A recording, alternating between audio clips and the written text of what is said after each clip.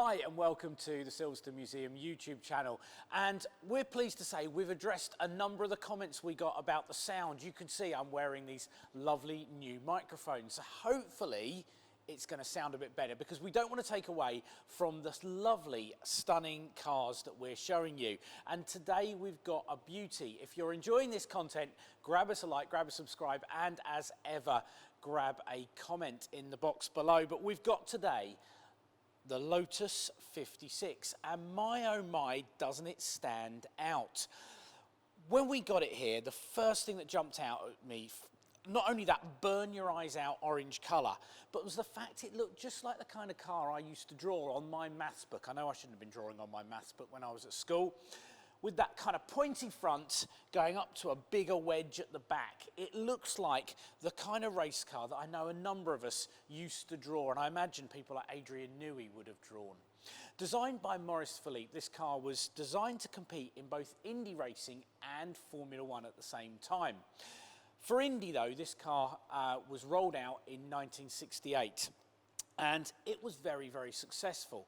Joe Leonard and Graham Hill qualified on the front row with Art Pollard in this actual car, qualifying in 11th. And the car almost won. Leonard came within 8 laps of winning the Indy 500.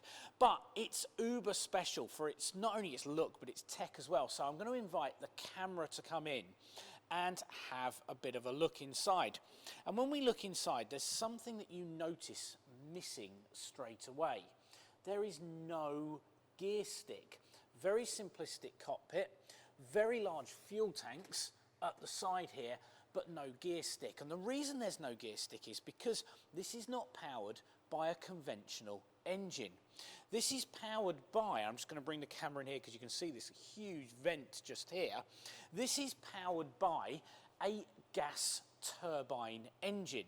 So there was no gearbox. You can actually see the top of the turbine there. I'm not sure if we can get the camera right in where my hand is there.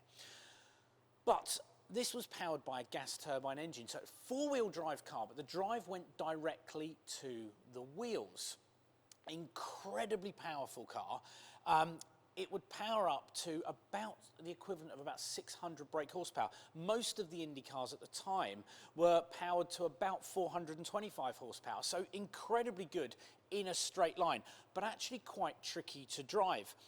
Listening and reading various bits that Graham Hill said about this car when he was driving it, actually he had to almost learn to re-drive the car because not only did you have no gears, you couldn't use engine braking to slow the car down, which is a technique a lot of drivers used to use. So slowing the car down and getting it around the corners was actually quite a challenge, and it's something that really had to learn.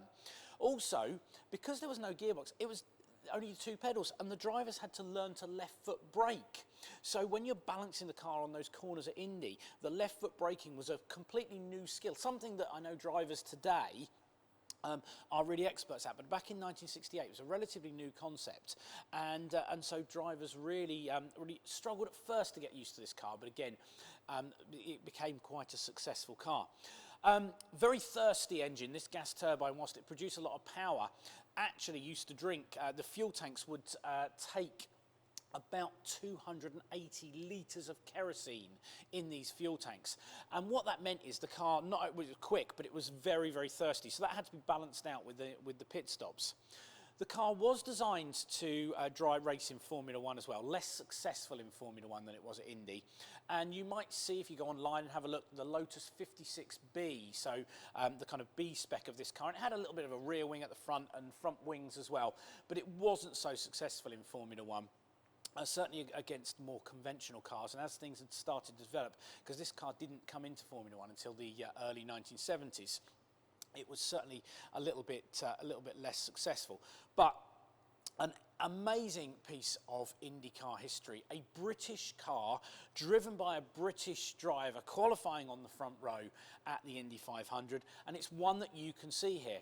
Now, I talked a little bit about driving it Well, what we did is, myself and one of our sim technicians, we managed to get hold of a Lotus 56 for our simulators. So if you come to the Silverstone Museum and you want to try driving this car, it's actually really good fun. You end up having to drift it with the four-wheel drive and the way in which the car works. You actually almost have to drift it. It's an interesting experience. But we've got it available on our simulator, so you can come and drive it here. But you can certainly get up close to this car. You really can't miss it. From one end of the exhibition to the other, it shines in this gorgeous fluorescent orange colour. Come and see it. It's here until the end of September, beginning of October, as part of our Indy 500 exhibition here at the Silverstone Museum.